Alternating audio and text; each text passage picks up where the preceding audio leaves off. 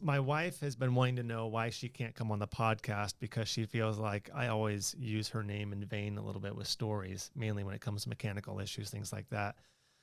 This time I'm going to spare her. Actually, I have good news to share, right? We're always talking about like, what's your good news today? So I've got a win. Last night at 10 p.m., as I was just getting ready to go upstairs and start getting ready to close down the day, my daughter came down, and she's 13.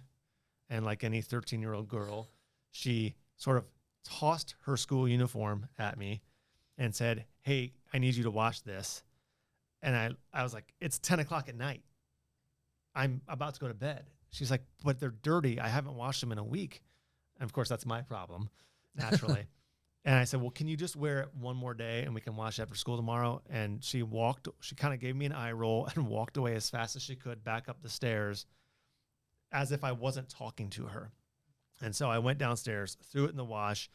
At the same time, I threw my son's soccer uniform in the wash because he had had his very first high school match yesterday evening. And while, unfortunately, his team lost, the silver lining was he had a really good first match. So I threw it all in there. This morning I went downstairs, got it out of the dryer after staying up late enough to at least switch it from washer to dryer, and decided for some reason, I was like, "Hey, Alex, I threw he has two uniforms, depending on if they're home or away." I said, "Hey, I threw your maroon uniform in your backpack. Tonight there's a JV and a varsity match." He's on the freshman team because he's a freshman. I said, you never know if they might need you. Just, be the Boy Scout you are and be prepared, right? So then he leaves for school, and maybe a half hour or so, 45 minutes ago, I got a text from him saying, "Hey, I just got a text from the JV coach. He's asking me to play up tonight. Can I do it?" I'm like, "Well, heck yeah, you can do it." So that's my good news for the day, but also my ability, or my opportunity, I should say, to vent a little bit about what it's like to have a 13-year-old daughter. So there you go. I have three teenage daughters, so. Yeah. So you're just not, this doesn't even like cross your radar. I mean, it's so minute. You're like, whatever. But so I get to go watch some more soccer tonight. They play, this will be familiar to you. They play Roncalli, South Side. They're not the Rebels anymore. They are the. They seriously they changed they changed their name. Yeah. I don't know to what. I can't remember. But anyway, from our days of going to Catholic school, that was the big rival. Yeah. So that was my my story. Soccer, or as they say in other parts of the world, football.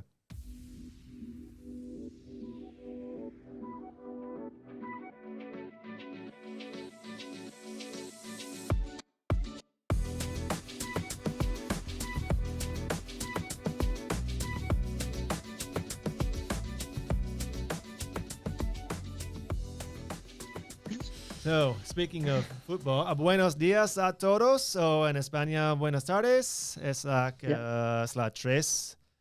That's it. Y corto. En la tarde ahí.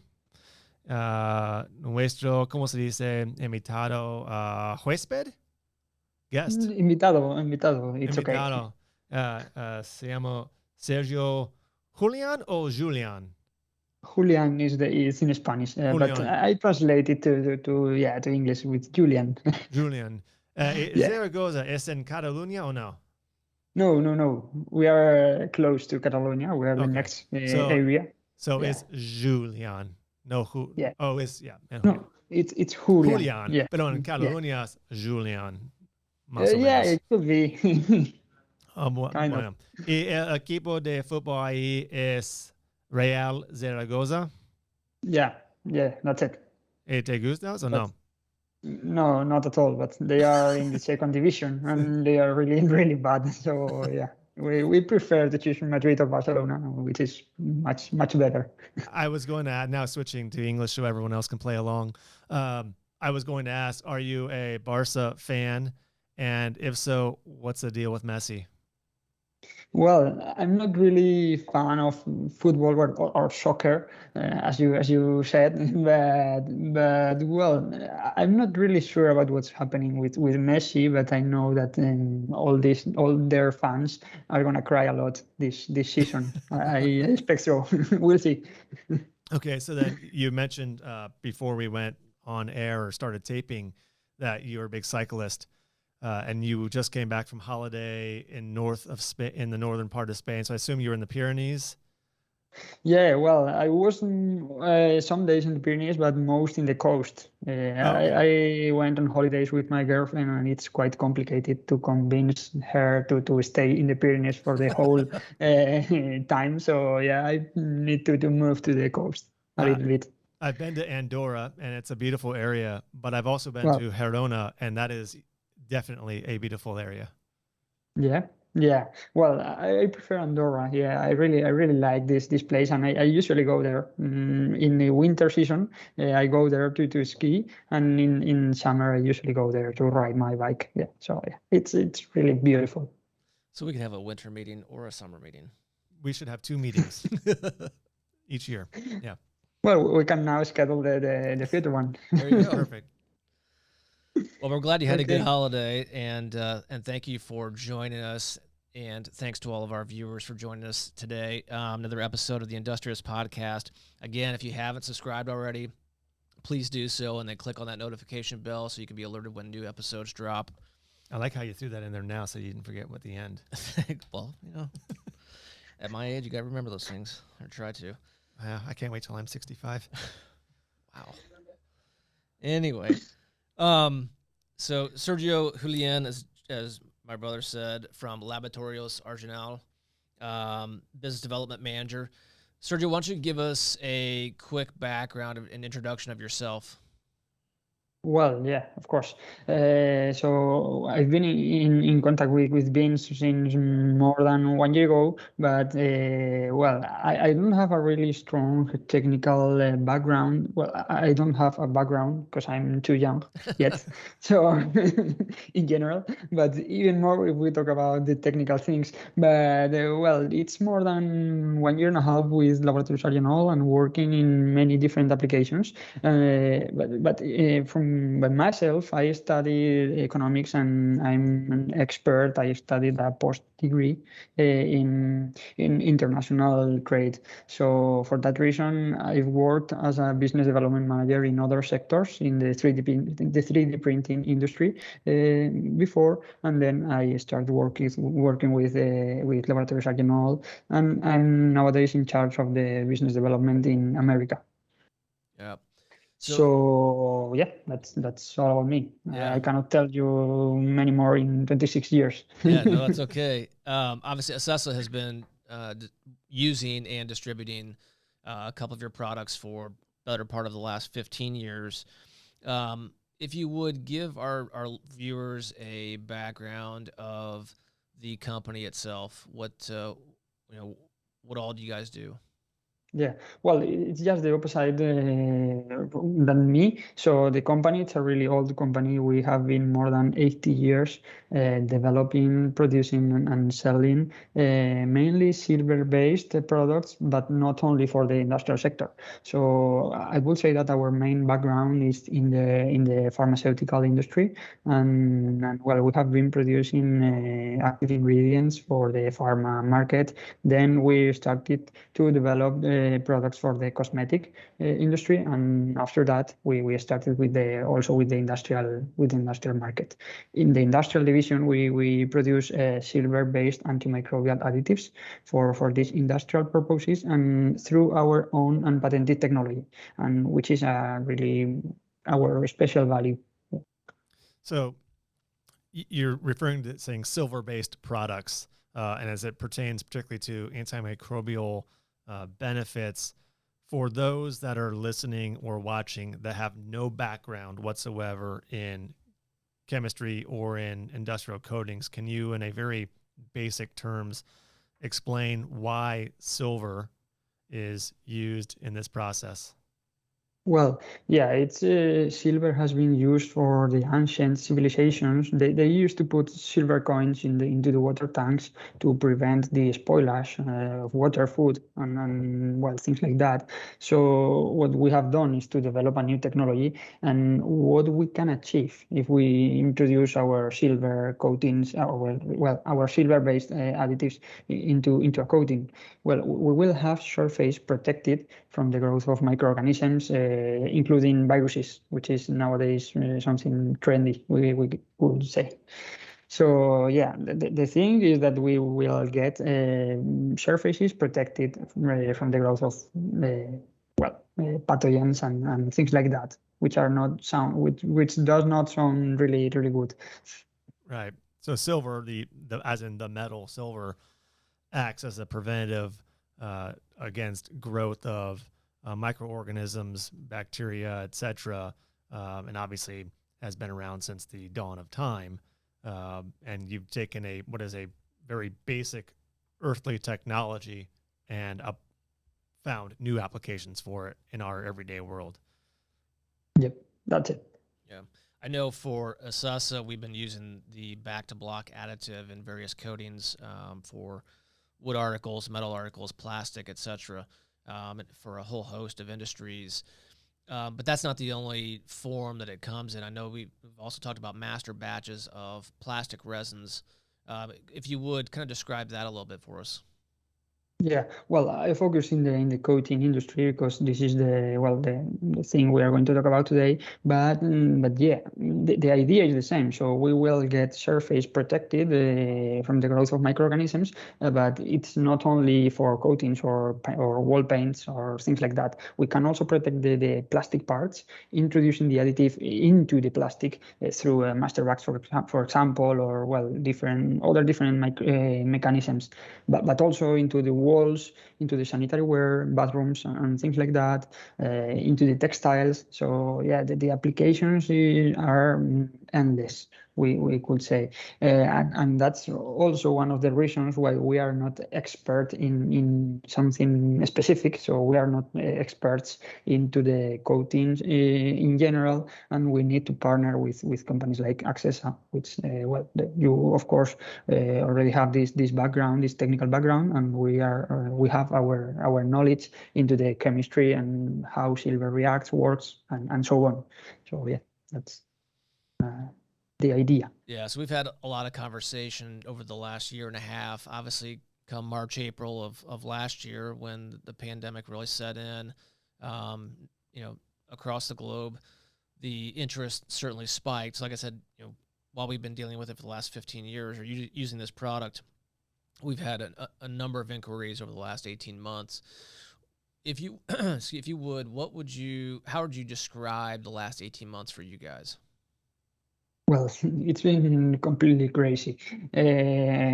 Apart from that, I joined the company at the beginning of this pandemic, so I've been learning, but in a really fast-paced environment, we could say.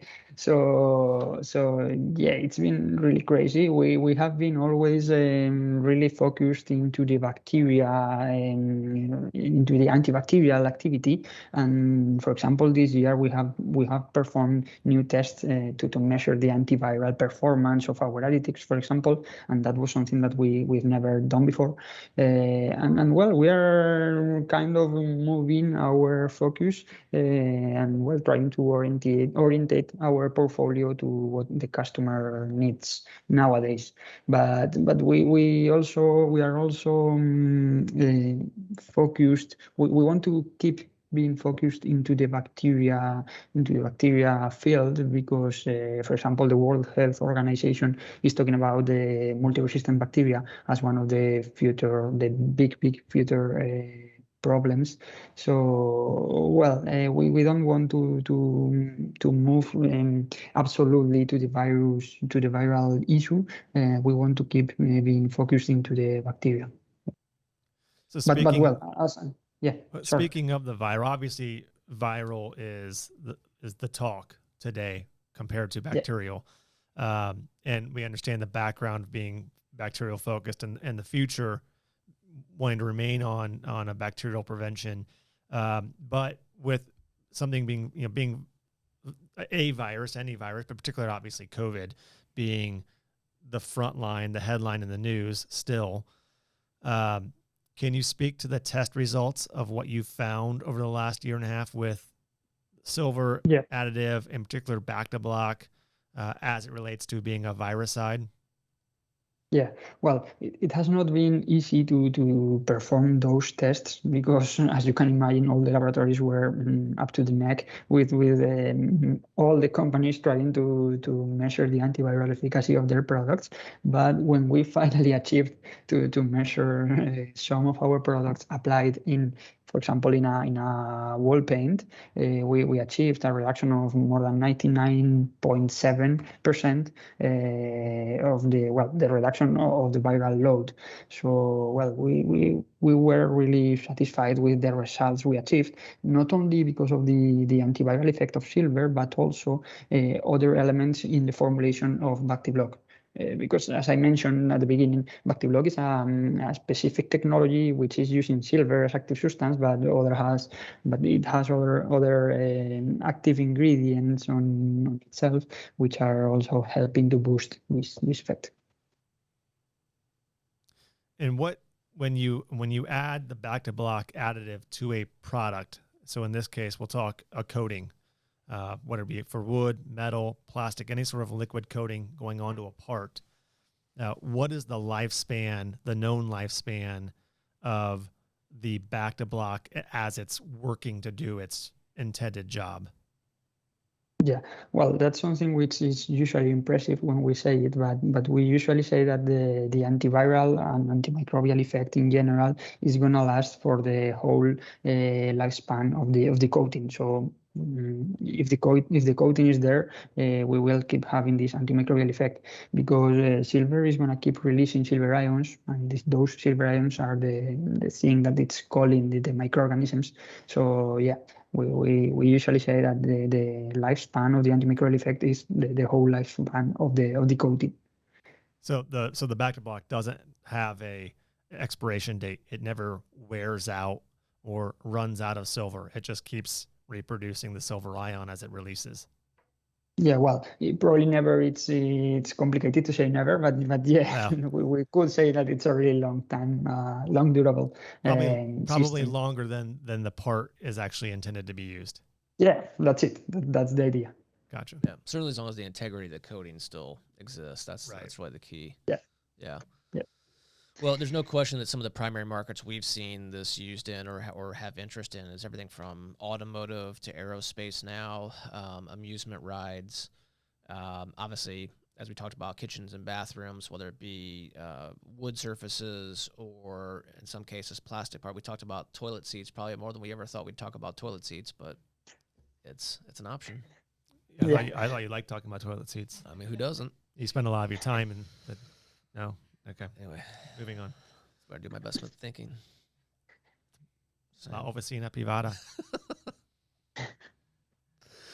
So, how are you guys looking out beyond forgetting the last 18 months? What do you look forward to for the next 18 months? What's the outlook from your guys' standpoint? Well, this situation, the pandemic, it's been something really sad, generally speaking. But as I mentioned, we don't want to be viral focused. So I've used this pandemic as a door opener. So probably now people it's more concerned about the microbial growth in general, not viral, but also bacteria, fungus, algae, and everything. So well, I expect to keep growing at a fast pace next not 18 months, years. So we'll see. But yeah, I think we are in a good position, and well, because people is more concerned about that. Yeah, I know. Again, the interest has been high on this end. I think it will remain high for quite a while. And one thing that I find interesting, exciting, whatever the word you want to use, about the BactiBlock product is that as we see people start to merge from solvent-based coatings to water-based coatings, the additive could be used in either one. At least at this point, I've not come across a coating that it doesn't work in. So as people migrate over to the water-based side, this additive is still an option for them, and that's great from our standpoint. Yeah, well, that's something which is easy. It's easy to work with BactiBlock because of its high stability. So yeah, it's compatible with many different kind of systems. And even the same product we are using, the same product we are using in the solvent-based or water-based coating, we can use it in a plastic part. So yeah, that's right. That's useful. One of the things I thought you were going to mention was you and I did a presentation. It's been several months ago, but it can also be used in powder coatings, correct? Yeah, that's it. We have clients nowadays which are producing powder coatings with our powder. Yeah. Does the BactiBlock product have to be added into the powder at the point of manufacturing, or can it be added to a box of powder on the production line? Well, in this kind of product, which is something special, we could say the thing is to get a proper dispersion of the additive, and something which is an advantage which is that the dosage is pretty low, makes more difficult to get it properly dispersed if we are using it in a homemade manufacturing process or something like this. So the main thing is to disperse it properly, and if somebody can achieve it in the after production, that should be okay. Yeah, we would certainly recommend, from a liquid coating standpoint, that they use a mechanical mixer, because the idea of just pouring it in there and using a stir stick to stir it up, not saying it wouldn't appropriately get anything, but it's just not ideal. Yeah, that's it. Well, Sergio, what have we not discussed that you would want our audience to know about either the company or this product?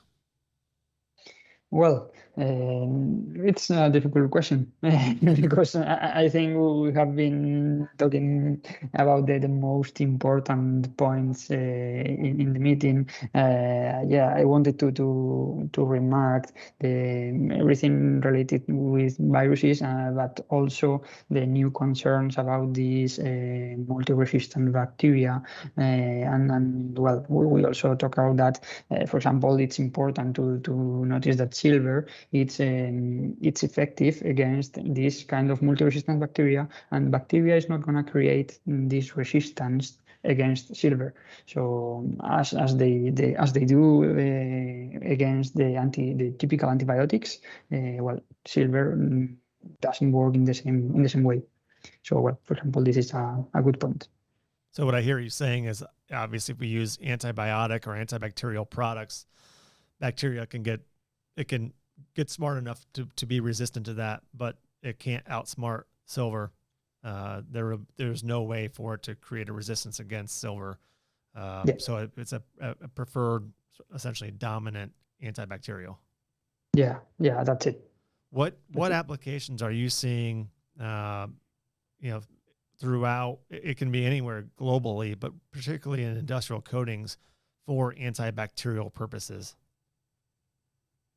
Well, that's complicated because during the pandemic we have had a really high demand in the wall paint sector, and it was also because everybody has many free time. They didn't know what to do, and they started to do different things on their own homes. So we have a really an increase in this part. But the industrial sector has not been really active, also because they have been suffering with the pandemic, with all the shutdowns and so on. And after the pandemic, we are now having these problems with the supplies in general. This problem with the shipping costs, the shipping availability, not only cost, and the raw material availability and so on. So I think those last 18 months has not been the best ones for the industrial sector or industrial applications. Yeah, I was going to ask a question.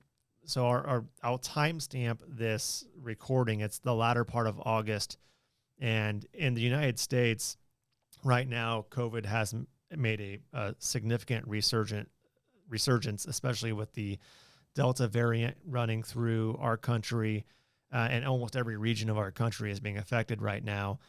And its impact on people's lives, from schools and children attending schools to the political landscape, which I have no desire to discuss or get into, because that is definitely complicated, to how it's affecting business and the economic rebound that we have seen here in the United States, is really no different than anywhere in the world right now, with all of the problems and challenges and constraints. But for our listeners who enjoy hearing just about business in general and how this pandemic is affecting other countries, can you give us an update of what's life like right now in Spain with COVID and lifestyle, as well as just general impacts on business for you? Yeah, well, starting with the lifestyle, we had important improvement to this lifestyle, and we are now really free to do most of the things that we used to do before the pandemic, which I don't know if it's positive or not, because we are also suffering a lot with the Delta variant, and well, we are not sure if well, me personally, I'm not sure if this is the right time to get everything running as usual, and that's all.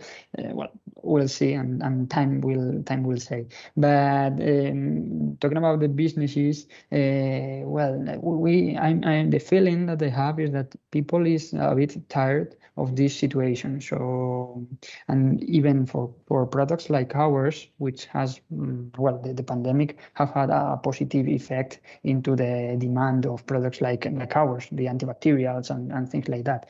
But the companies are a bit, the feeling I have is that the companies are a bit tired of keep fighting and developing products in a time trial to get new things with antibacterial or antiviral characteristics, and well, even more when they need to face problems like all the supply problems they are facing right now. So yeah, that's it. And I feel that in the first 6-8 months, everything was really, really fast, and everybody wanted to develop new things. But now people, it's well, slowing down a bit, and yeah, the pace now is not the best one. Yeah, there's definitely some fatigue there for sure. I think across the board. Yeah, that's it. Like, we're over it. We would like to be talking more about antibacterial purposes going forward in the future and less about antiviral. The same for me. And well, we expect to do it in the next episode in a couple of months. No, well, when in the next episode, when I can join you again, I expect we are not talking about virus, and we can talk deeper about bacteria or talk and other about microorganisms. Football and cerveza. Yeah, well, talking about beer is also a good topic.